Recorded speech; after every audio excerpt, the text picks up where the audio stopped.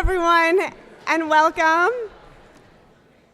It's an extraordinarily live room. There are some people coming off the elevator, so I'll wait for a moment. But I'm Sara Guyer. I'm the president of the Consortium of Humanities Centers and Institutes, an international consortium.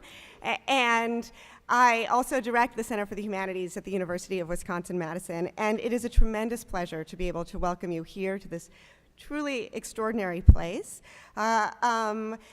This is a beautiful campus, and a campus that also reflects an incredible diversity and intellectual culture of the humanities. So I'm very, very pleased that this year CHCI is able to hold its annual meetings here at the University of Virginia. CHCI actually has a kind of special relationship to the University of Virginia, although we haven't before held an annual meeting here. And this is not only because the dean just happens to be a former president of the consortium and a former Humanities Center director, but also because UVA plays a key role in CHCI's origin story. For it was Ralph Cohn, the director of the Commonwealth Center for Literary and Cultural Change here at UVA, who convened a meeting that in fact didn't take place here. We really haven't met here. A meeting that took place actually at UC Irvine that was one of the key moments that led to the formation of CHCI in 1988, which was in fact 30 years ago. So while we haven't made a big deal about the fact that this is our 30th anniversary and that it is in fact a return to a point of origin, in fact this year, 2018 marks the 30th anniversary of this consortium.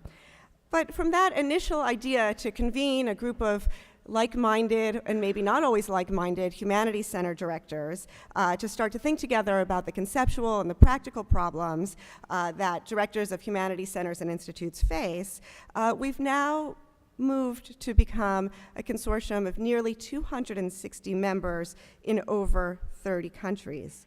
Yet, for all this change, in many ways, our mission remains largely the same, which is to support those institutions whose agility, imagination, and very form can have transformative effects on knowledge, on education, on public, and on private lives.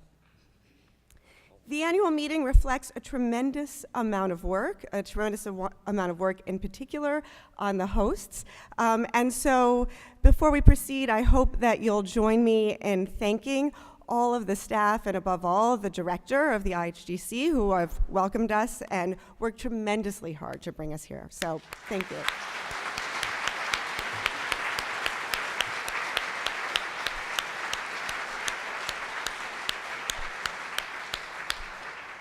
And as you've gathered, that's everyone in an orange shirt that we're addressing at the moment. I also want to thank the staff of CHCI, who also has worked tirelessly to pull all of the pieces of this together, and that's Guillaume Rattel, Craig Ely, and Upenya Maji, who have been an extraordinary people to work with throughout. So please join me in thanking them also.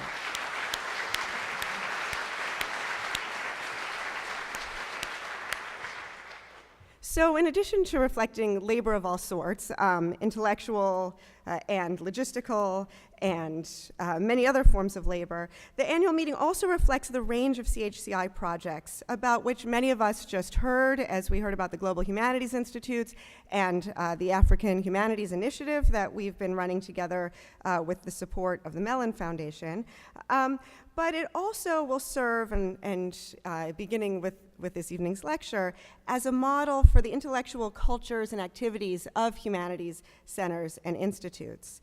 Debjani will say a bit more about the theme when she welcomes you here, but it's this theme that will take us across disciplines, interdisciplines, pre-disciplines, to ask about the limits and possibilities of the technological and the ways in which informatics are not just a problem for the humanities, but a humanities problem. It's a problem that, for us, moves from a conceptual and theoretical question to a site of practice and possibility.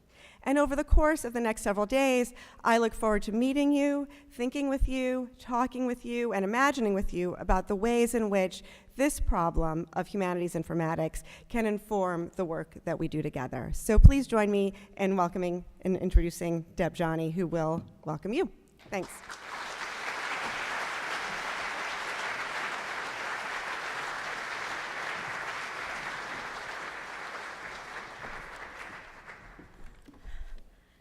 Thank you, Sara. Wow. Dear members of the Consortium of Humanities Centers and Institutes, distinguished guests, colleagues, and friends. On behalf of our institute at the University of Virginia, I have great pleasure in welcoming you to this annual conference.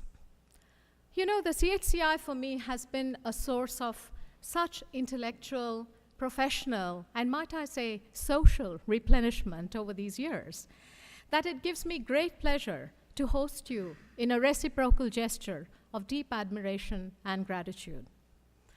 We are gathered here in a historic setting, the Rotunda, the original library overlooking the academical village or the lawn which you just traversed.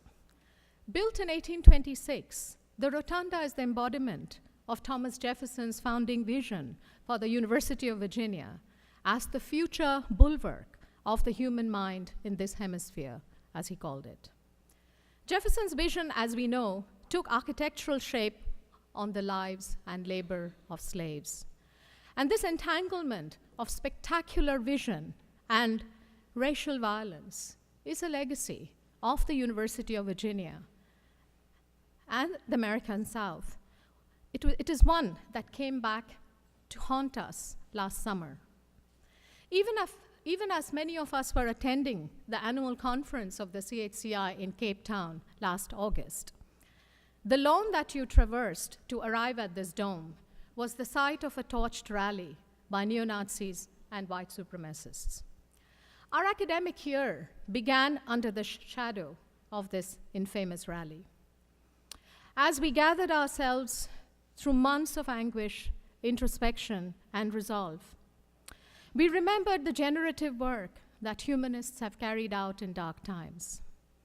Historians, philosophers, ethicists, political theorists, legal scholars, musicologists, art historians, literary scholars engaged our students, colleagues, and publics throughout the year with class sit-ins, symposia, forums, public lectures, pedagogical initiatives that addressed neo-fascism, ethno-nationalisms, racial violence, refugee movements, the rise of partisan politics, and contemporary social movements.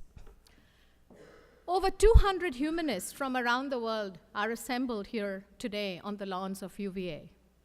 What could be a more fitting riposte to the vile march with which our academic year began?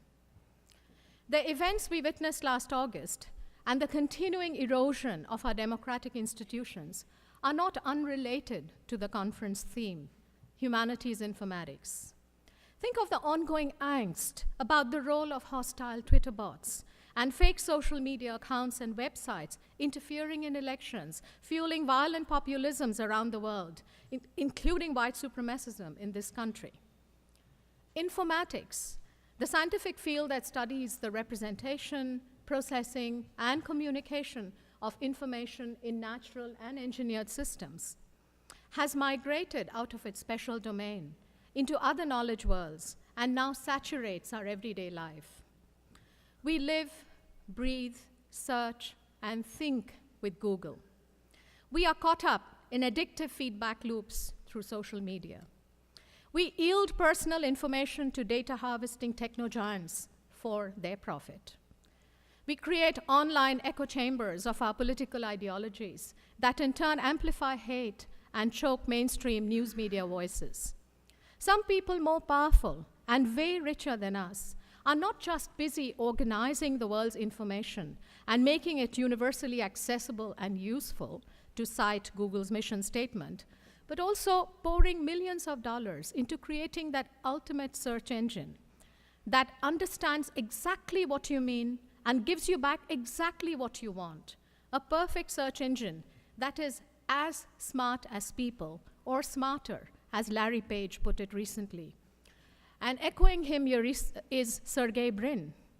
Certainly, if you had all the world's information directly attached to your brain, or an artificial brain that was smarter than your brain, you'd be better off, he says. Really?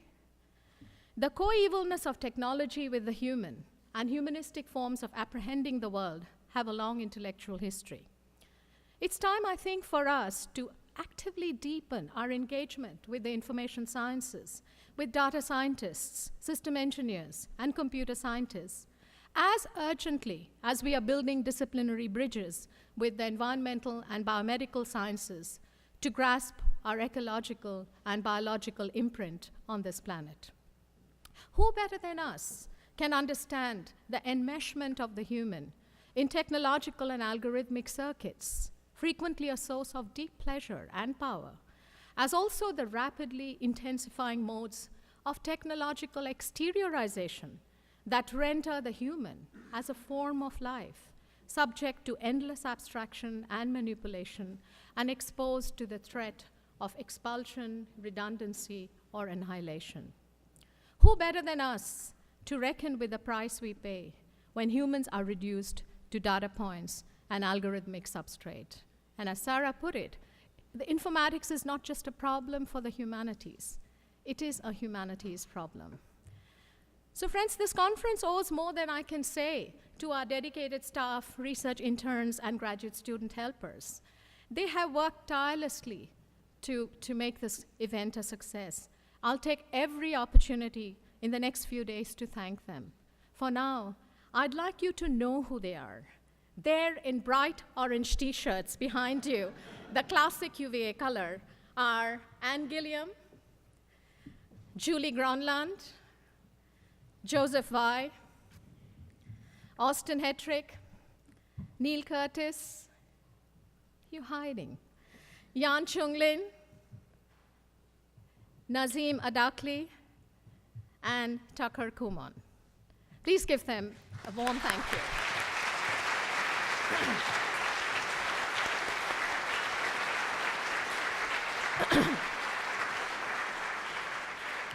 I'd like to thank our CHCI program committee. What fun it was to work with them. Amanda Anderson, Pramesh Lalu, Simon Goldhill, Helmut Muller-Sievers for their insight, support, and good humor. A big thank you to the CHCI president, Sara Guyer, and her fabulous staff, Craig Ellie and Guillaume Rattel. And of course, we could not have hosted this conference without the support of our institute colleagues, and especially members of our informatics lab, two of whom are already here, Jack Chen and Camilla Foyas, and the university leadership. I'd like to thank our Dean, Professor Ian Baucom, and our Associate Dean for Arts and the Humanities, Professor Francesca Fiorani. Once again, a very warm welcome to all of you, and I do hope that you make the most and enjoy the 2 days ahead of you. And you know, the weather is with us. It was pouring the week before. We were drowning, and you know, I tried to envision the walk from now to the Rotunda, umbrellas of no aid, but look at this.